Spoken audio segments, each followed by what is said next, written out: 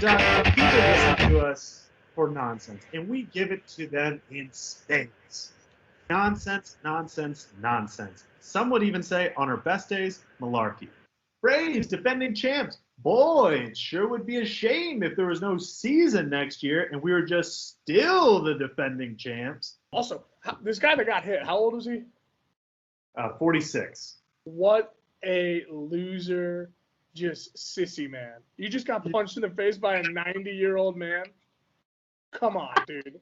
I'll bet Doc is like the Sinbad of Ames, Iowa.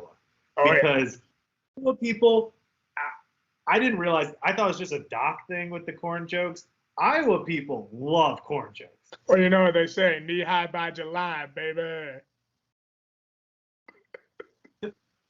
I don't know. I mean, I'm sure that's killing in the Midwest right now. I'm sure when that hits their ears, they're like, that Doc, he gets us. Doc, what do I love more than anything? That's right, an angry football team. I prefer to think of Warsaw as like a battle of who's the best saw, right? So you have like a sawzall, you have a skill saw, you have a hacksaw, handsaw. It's just a battle of saws till the death. Welcome to the Spaghetti Junction Boys podcast, coming to you from beautiful Atlanta, Georgia. I am your host, as always, joined by the one, the only turkey basting world champion, Doc Jacobson. Before we get things started here, we want to thank our friends over at Manscaped. Support for the Spaghetti Junction Boys podcast is brought to you by Manscaped, the best in men's below-the-waist grooming. Manscaped offers precision-engineered tools for your family jewels. Manscaped's Performance Package is the ultimate men's hygiene bundle. Join over 4 million men worldwide who trust Manscaped with this exclusive offer for you. 20% off and free worldwide shipping with the code SJBAtlanta at manscaped.com. If my math is correct, that's about 8 million balls. We were sent packages from Manscaped for our packages. Included in there was the one, the only Lawnmower 4.0. This trimmer is the future of grooming and features a cutting-edge ceramic blade to reduce grooming accidents thanks to their advanced skin-safe technology. The Lawnmower 4.0 is a waterproof and 400K LED spotlight that you need for a more precise shave. For anything like me, you somehow still have shaving remnants from 2016 somewhere in your bathroom. Well, thanks to that waterproof technology, say goodbye to the mess on the bathroom floor and say hello to a cleaner, fresher shave. It's time to take care of yourself, so go to manscaped.com and get 20% off and free shipping with the code SJBAtlanta at manscaped.com. Unlock your confidence and always use the right tools for the job with Manscaped. Doc, I just had to clear my throat because it's a very exciting time for the podcast. It is our annual tradition of me yelling about how overrated Thanksgiving is. Are you ready? Yeah, let it happen. Let it fly. Thanksgiving, first of all, if you find whether you celebrate Hanukkah, Christmas, Kwanzaa, whatever, your winter holidays just absolutely kick in Thanksgiving. All right? So if you ever think that Thanksgiving is better than those, you've cracked. And not only is Thanksgiving not as good as your winter holidays, Halloween, much better. 4th of July, I'm drinking. I'm on a body of water. I get to shoot off pyrotechnics. Also a lot better. Memorial Day, you get a Monday off from work, long weekend. For everyone up north, they get to go outside finally. For us down south, we get to enjoy, get a nice tan, lay out on a dock, also drink beers by a body of water. Labor Day, you get Monday off and football starts. You get to watch a full Thursday night, sprinkling on Friday, an enormous slate on Saturday, one marquee game on Sunday, and then you get to rest. And on that Monday of Labor Day, we rest. That's another beautiful day. Honestly, there's not many that I would put below Thanksgiving. Obviously, New Year's, very disappointing time. You spend a ton of money. Not a big New Year's guy, even though you get the hangover football the next day, which is always very nice. I'm starting to realize how much of my holidays center around drinking, and that's probably concerning. Valentine's Day, horrendous holiday. No argument from me there. What do you think? Where am I going wrong, Doc? The biggest kind of swing and a miss that you have going on here is that Thanksgiving is always on a Thursday, right? Nobody works that Friday. If you work that Friday, your like company is Satan, basically. If they make you come in on that Friday to do anything, God forbid, have to work Black Friday, awful. And so you're basically starting on a short week. I mean, I know I love my long 3-day weekends with Memorial Day and Labor Day, but you're forgetting that Thanksgiving's kind of a built-in 4-day weekend. Mhm. 1, 2, 3, 4. So that's kind of nice. You get to stuff yourself full of food, drink as much as you want. Nobody can say anything about your habits on that day.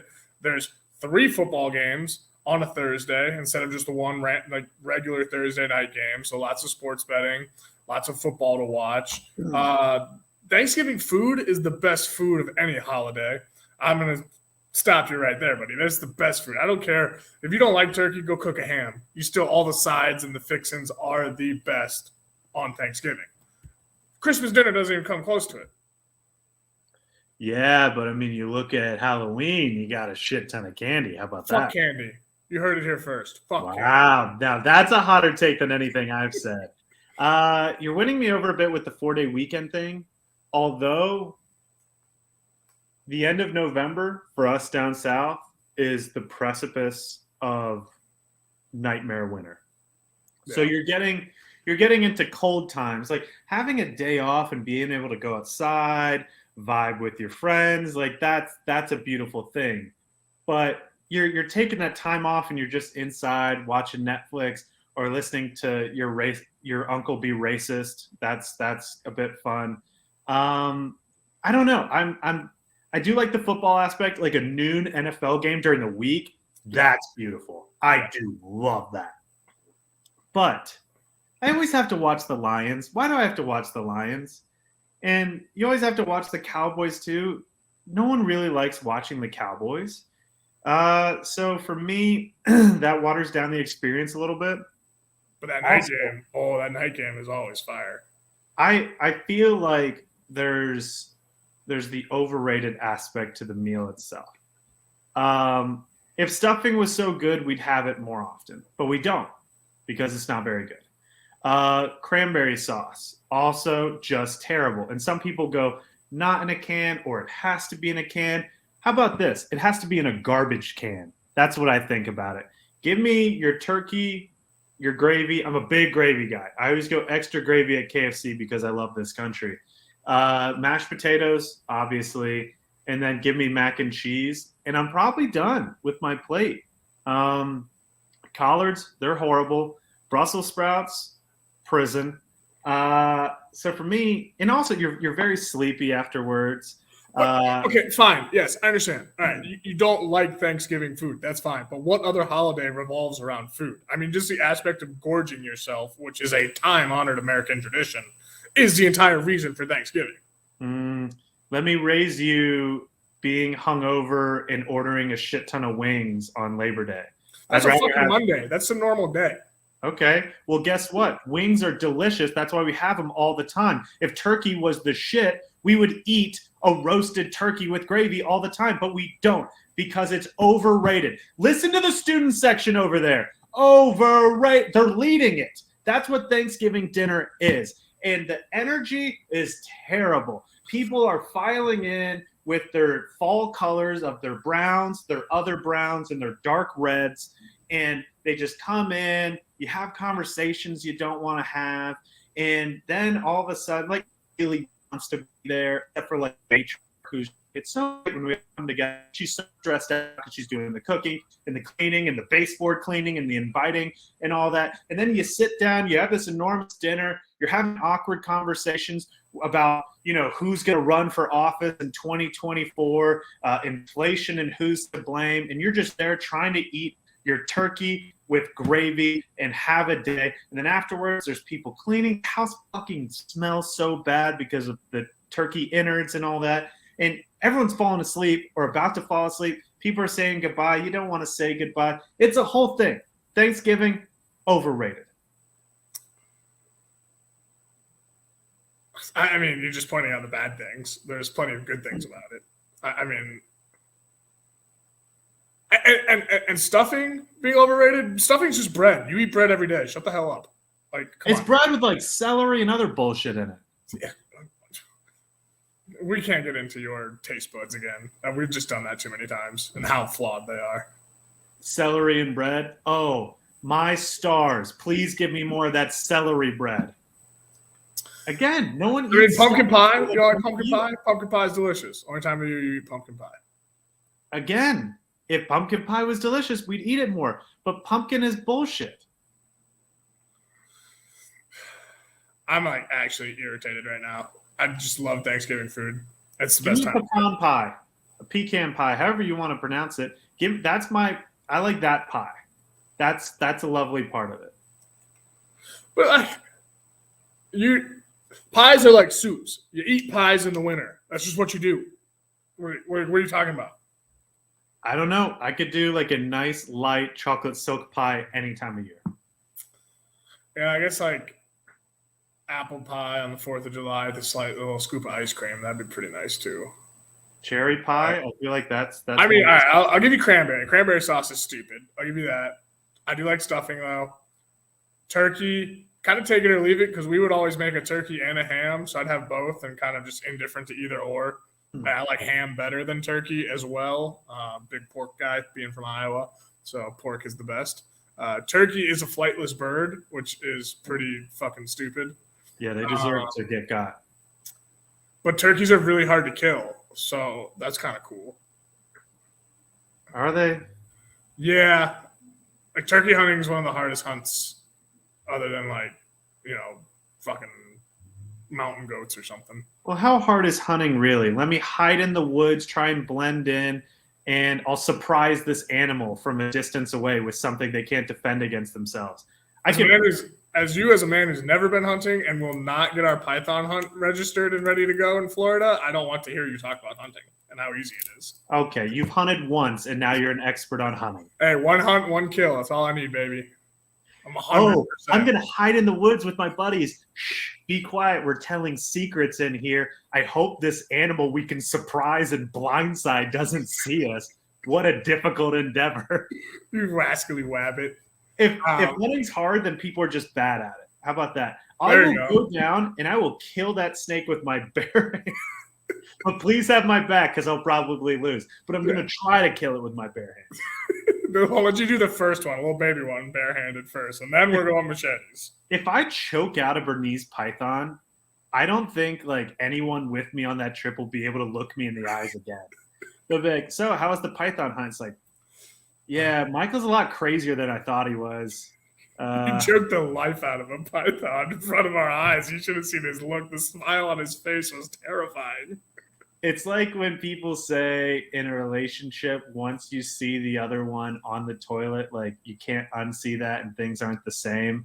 I feel like that's how a friendship would be if you saw a friend purposefully choke out a Bernese python.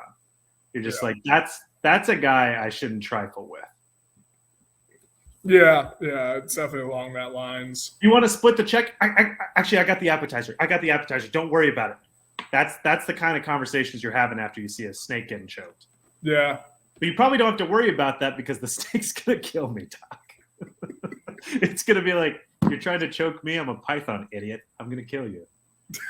You're both just going to be choking the life out of each other and just instantly die at the same time. That'd be beautiful. Symbiotic. Oh, yeah. Well, I guess the opposite of symbiotic. Symbiotic?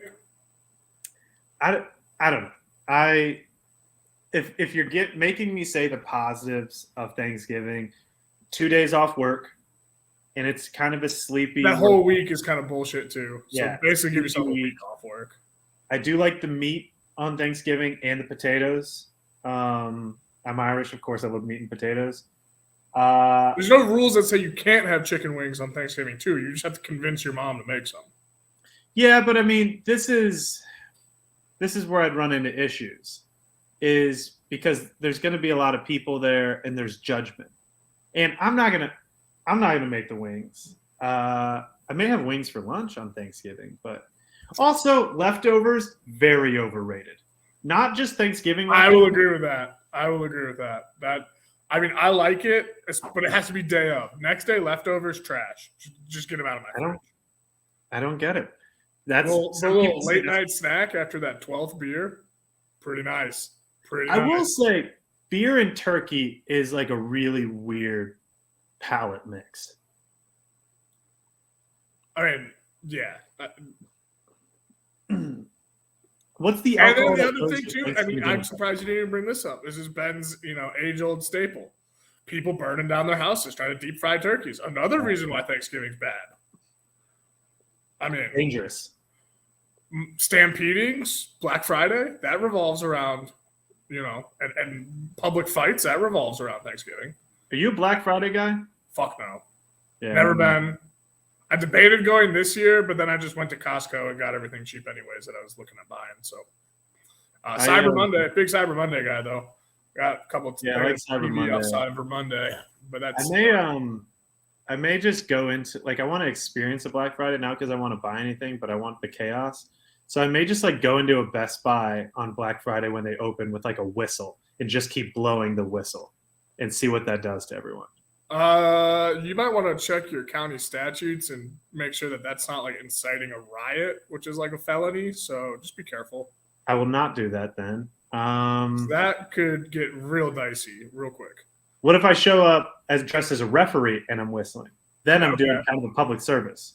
And then you just have to have one of those cards that people with head traumas have to hand out to people and be like, I've been in a coma for a month. I thought it was the Halloween. I woke up from a coma and was convinced I was an NFL referee. No, I'll walk around and I'll arbitrate issues people are having. They're just I grabbed that PS5 first. And I'll just be like, I've got to side with my guy in the red shirt here. A ruling has been made. If you have a yellow flag that you can throw at people, I would say do it. What if what we should do is we should do one of the flash mobs at Best Buy on Black Friday, but we should all be wearing jackets, and they're cheap jackets. They're very cheap jackets. And right when they say open, we throw off our jackets and we're all wearing blue polos and khakis dressed as Best Buy employees. Name tags, everything. Nobody can tell what's going on. That'd be pretty funny. I mean, you are going to a Best Buy, which has a little bit more decorum than say a Walmart or something. So you're already a step above in terms of not having to worry about getting stabbed for refereeing a deal there. So that helps. What if I go to Best Buy and when I get to the counter and there's 40 people behind me, I ask if I can open up a Best Buy credit card? And the other thing too that was weird this year, because all I don't want to get into the politics of it, but all the inflation and this recession that's coming and everybody's talking about, they started Black Friday deals at the start of the month. They've been having Black Friday deals for 3 weeks now. Yeah. So is Black Friday even Black Friday anymore? They're getting a little loose with that, a little loosey-goosey. Yeah. Well, now with Amazon too, they got an Amazon Day or whatever in the middle of the summer. Black Friday might be the Thanksgiving of holiday sales. All right. Well, we know where we stand. We're on a bit of opposite sides of the fence, but we found some common ground. It's that picture of the Crips and the Bloods holding up their bandanas linked together. Yeah. That's us with holidays. All right, let's get into Gambling Dan's. Last week, you and I had two of the most lopsided losses you can have in gambling. Your whammy of the Vikings plus 1.5 lost by 35.5 points from covering. I watched that whole game and almost broke my TV. Over 5 touchdowns away from covering. So, hey, if they score here, then get an onside kick and score there, and then get an onside kick and score that, and so on. But not to be outdone, my whammy was the Volunteers of Tennessee minus 21.5. They not only did not win by 21.5, they lost by 25, meaning I missed the cover by 46.5 points. I was so wrong that I missed it by almost 7 touchdowns. And otherwise, it was a good week for me. I went 3-2. I won the Georgia-Kentucky over by almost 4 or under by almost 4 touchdowns. Florida State covered by more than a touchdown. Denver and the Raiders, I took the under. It went to overtime and a touchdown won in overtime and an under still hit to let you know how right side of that I was. Missed the Packers Titans by 2.5 points on the under. And then, of course, lost the Tennessee bet by 46.5 points. Doc, I don't want to get into yours. I think I was 1-4. It was a bad week. Bad. Yeah, you started off well. You covered that Baltimore Carolina under by 25.5 points, and then shit got hairy quick. But I was knocking the rust off. I was getting back into the swing of things. All right. This is the week this time. This is a week to fix it. I'll help us out. I'll get started here. So I want to start with the Seahawks minus 3.5. Seattle's 3-1 against the spread at home this year, while Las Vegas is 2-4 against the spread away. The Seahawks have won 4 of their last 5 games straight up, all by double digits. Meanwhile, the Raiders have lost 3 of their last 4. All 3 of those losses were by at least that 3.5 points. The Seahawks had a bye last week while the Raiders went to overtime. I like that the Seahawks had time to rest. They had time to game plan. And again, the Seahawks play really well at home, and who can trust the Raiders these days? Give me Seattle minus 3.5. Next one, give me the Broncos and the Panthers with the grossest under I've seen in the NFL so far this year, 35.5. This is essentially a Denver game. I don't trust Carolina. They have Sam Darnold that they announced is going in at quarterback. The Panthers are 25th in the league in points per game at 18.8 points, and they're scoring under that at 16.3 over their last 3. The Broncos are averaging 15.7 over their last 3, so that's a combined 32 points. But Denver is last in the league, dead last at 14.7 points per game. Let Russ cook. This is going to be an absolute slop fest. Both defenses are actually pretty capable, and both offenses are inept. Carolina has hit the over only 4 times in 11 games. They're 4-7 at hitting the over. Denver is the worst in the league, the absolute worst in the league.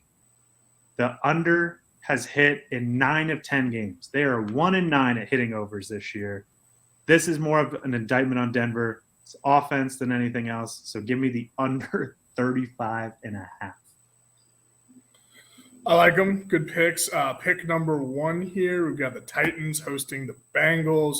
I am taking Titans plus 1.5 because, little known fact, Titans have only lost 1 game at home this year, and that was by 1 point to the Giants on opening day. So they're playing really well at home. They're 8-2 against the spread, so they're really just figuring out how to beat cats well. And Cincinnati is number 17 in the NFL of rush yards per game. So that being kind of bottom half of the league, Derrick Henry's probably going to have a day. Make Ryan Tannehill look really good with some easy play action passes. So give me Titans plus 1.5. Pick number 2, Miami is hosting Houston. I like the under here, 46.5. Dolphins have only scored 40-plus points once this entire year in a game. And if you think the Houston's going to put up 2 touchdowns, they're crazy. They're second to last in all offensive categories of the NFL. So I like Miami to win big by like 30, 40 points. But as long as Houston's held to a field goal or Miami doesn't eclipse 40 for the second time this year, this under is going to hit by a landslide. So give me that Miami under 46.5. I'm going to start my next 2 picks off saying I also echo your feelings on the Dolphins. Give me the Dolphins minus 11.5. Just like Seattle, they're coming off a bye, which is a good thing for the Dolphins. Taron Armstead, star left tackle, has been dealing with a toe injury. This gives him some time to get healthy. Other guys have been bruised and battered a bit. So some time to get healthy, relax a bit.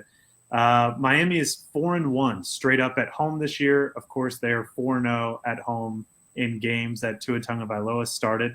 And Houston is 1-4 straight up on the road this year.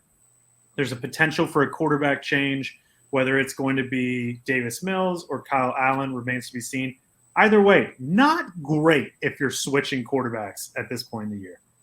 Houston needs Dameon Pierce to succeed. He had his worst game of the year last week. I believe he had under 20 total yards. I wouldn't know that. Definitely not bet on. While Miami is coming off an absolute shutdown of Nick Chubb, for the bottom. He stops the run really well this year, and I think they're going to score an absolute ton of points on the Texans. That they're just not going to be able to keep up with that. I honestly, this is a huge line in the NFL, 11.5. I would take this if it was even higher. I may take it if it's 16.5. So I may tease this out. Next one, I'm going from the NFL down to the Sun Belt, Doc. Give me a little bit of Fun Belt, just a smidge. The Troy Trojans, give me them minus 13.5 going on the road at Arkansas State. I know that's a big line going on the road, but Arkansas State's lost 5 of their last 6 games straight up. They have nothing to play for. They can't get bowl eligible. Meanwhile, Troy is 9-2. They lost to Ole Miss to start the year, and they lost on that Hail Mary against Appalachian State and won every other game. The Trojans are 6-1 against the spread in Sun Belt games this year. They are 5-0 against the spread on the road in general, covering by more than a touchdown per game. Love Troy. Love what John Summerall's doing down there.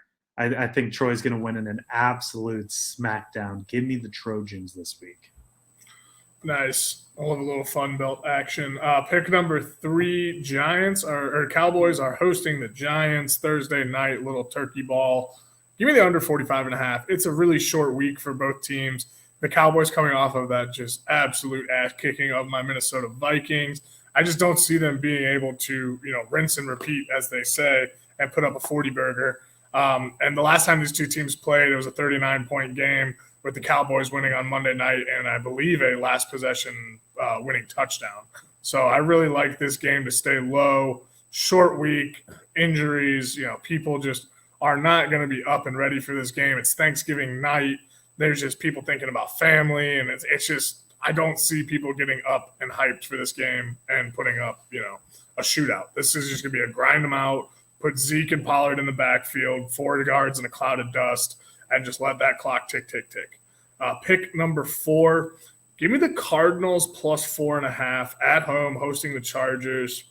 I love a home dog, but also the interesting little fact that tuned me onto this one, the Chargers, every game since week 4 has been decided by 4 points or less, whether a win or a loss, except for one game, and that was against the 49ers about 2 weeks ago. So they are just playing tight ball with everybody. So I like the Cardinals to keep this close. I think does Kyler come back this week? I'm not sure. But anyways, I think it should be a close game because the Chargers just aren't blowing anybody out anywhere.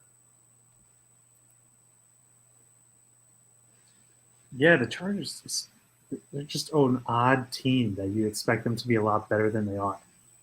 You look at, what people say Justin Herbert is, whether or not he's that, we don't know. Austin Eckler, they've got a couple good receivers. They've invested a ton in the offensive line with Corey Linsley, Rashawn Slater, and so forth, even if they've had some injuries there. Joey Bosa, Khalil Mack, Derwin James. They have so much talent, and I don't get how they're not better, which may be a coach thing. For my whammy this week, I fell under 500 with whammies for the first time since week 1 when I started 0-1. Don't love that. Don't love that one bit. But give me the Florida State Seminoles. Oh, minus 10. Love the Noles in the Governor's Cup. Florida has lost 3 of their last 5 straight up, including a loss to Clark Lay and the Commodores, who are a 1 win away over Tennessee on Saturday from being bowl eligible. Please give me that. Meanwhile, Florida State, they almost came back, made it pretty tight against Clemson. They had that embarrassing loss over NC State that falls on Mike Norvell's shoulders. Kind of an interesting year. They had that win in the opener over LSU down in New Orleans. They've quietly played insanely well lately. Really, really well. They have won their last 4 games straight up, and the average margin of victory is 3.5 per game. They absolutely smacked down Syracuse, Miami, Georgia Tech, and then Louisiana Lafayette last week. 3 of those are conference opponents. 1 was ranked for much of the year. So, they're clicking, they're executing. Florida, not there yet. Florida State is 8-3 against the spread on the year, and they're 6-2 as a favorite. And even so, Doc, I'm a history buff. And the Seminoles, the last 8 times they've played the University of Florida when they were ranked higher than the University of Florida. The Noles have won 7 times. 7 of those last 8 times. So when you have a good Noles team and you have a worse or bad Florida team, they're going to smack them around. They're going to do that on Saturday. It's going to be bad. Mike Norvell, big win for the Noles. Big win. Bad day to be a Gator. Take the Noles -10. Yeah, I like that. You're really digging deep there for those stats. So you know you're putting in the research. So I'm appreciative of that by a lot. My whammy is going to echo your first pick, which is Seahawks -3.5. Everything you said falls true for what I was looking at as well. And then the only kicker I'll put on it is Derek Carr is up there in the news press conferences crying his eyes out about how bad he wants to win and still can't do it and has to go to overtime against the freaking, what was it, the Broncos last week, a terrible football team to win that game. Just dumpster fire of a team out there in Vegas. They need to fire their coach. They need to get rid of Derek Carr. You can't wear eye black or eyeliner and cry at the same time. It's just not a good combination for an NFL quarterback. They get blown out by 1 billion. So give me Seahawks -5 and 3.5.